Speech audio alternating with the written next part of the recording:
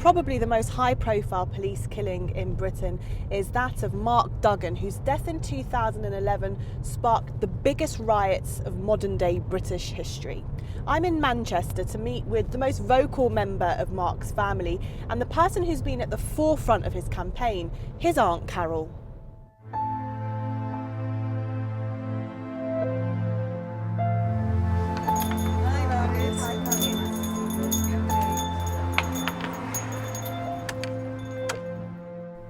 I suppose my first question is just to think back the day Mark was shot.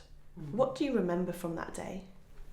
I got a phone call from Simone and I could just hear her screaming and saying to her, "Simone, what's wrong?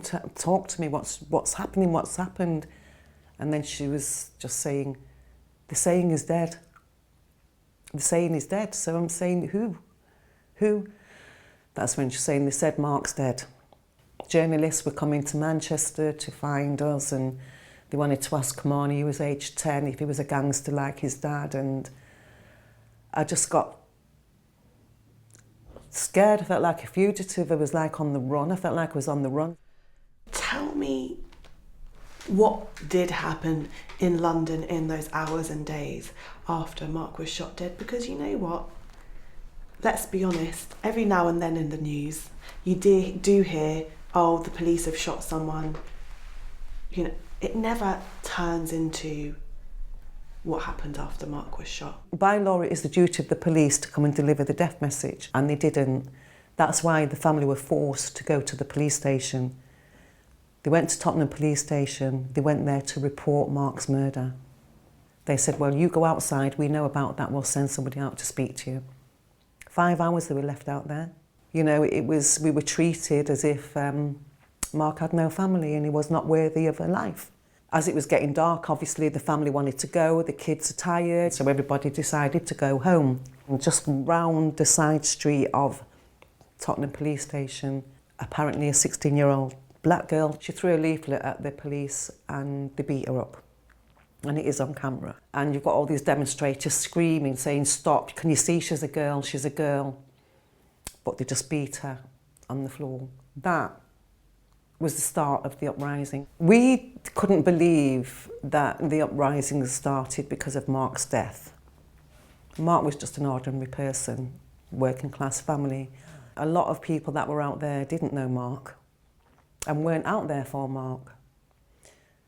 But the people that were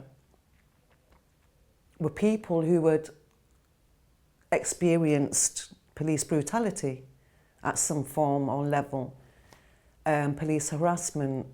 I think it just became too much. And I think as well with the government cuts, student funds, it was all the cuts to the benefits and the gentrification of Tottenham. You know, like people say, it's the ethnic cleansing of Tottenham, really. And I call it an uprising because that's what I believe it was.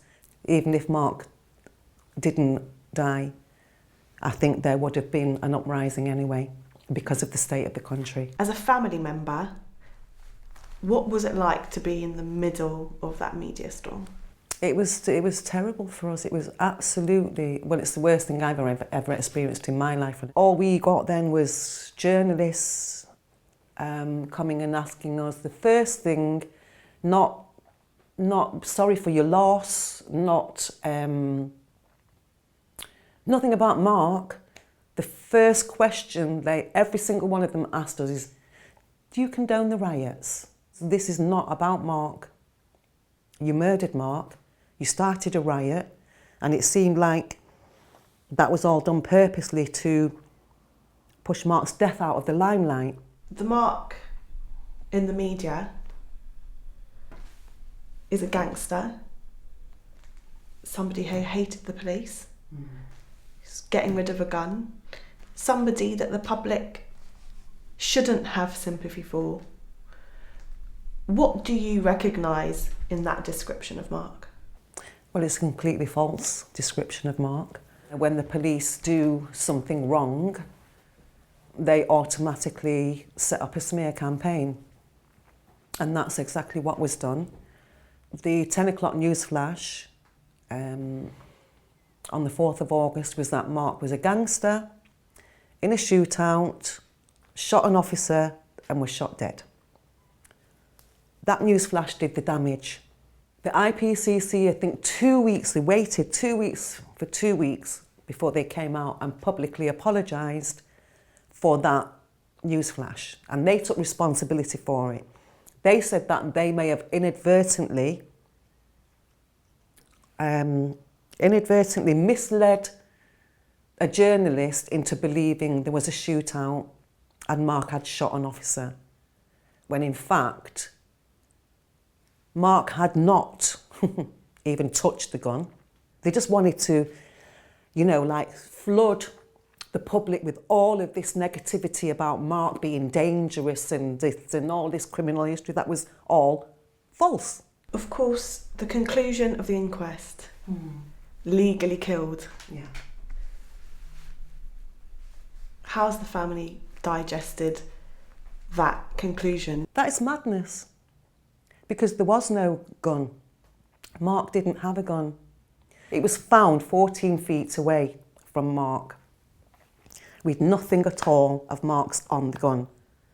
The gun was wrapped apparently in a sock collects fibres. The gun was supposed to be in Mark's waist, so if he pulled it out of his waist, he would have took fibres from his own clothes. That would have most probably caught onto the sock. He would have been sweating, so that would have been DNA. He's supposed to have had the gun in his hand, so DNA. So how can that be lawful killing? You've had over 4 years of campaigning. You've really been the vocal member of the family on Mark's behalf. What have you concluded in this 4 years about what's happening in Britain and why this keeps happening again and again? The Americanisation of Britain, because that's what I see it as. Mark was not armed when he got out of the cab, and yet they deemed that as lawful killing. That gives the police the rights now to kill any unarmed person they feel fit to and get away with it. So you see, America is here. Racism played a big part in Mark's death. The police have even admitted themselves that they are institutionally racist. So how can you trust them? How can you arm a racist and put a uniform on him and tell him to go and do a job? Sitting down with Carole, I realised that we've all heard Mark's story. We've all been a part of talking about it, but we haven't really heard it from the family's point of view and experience, or at least that's never been the focal point. It's as if Mark's story became bigger than his life and his death as the riots turned into this turning point for British society. It's almost easy to forget that actually at the heart of the story, a young man lost his life and a family continue to grieve. They continue to have questions that they say are unanswered.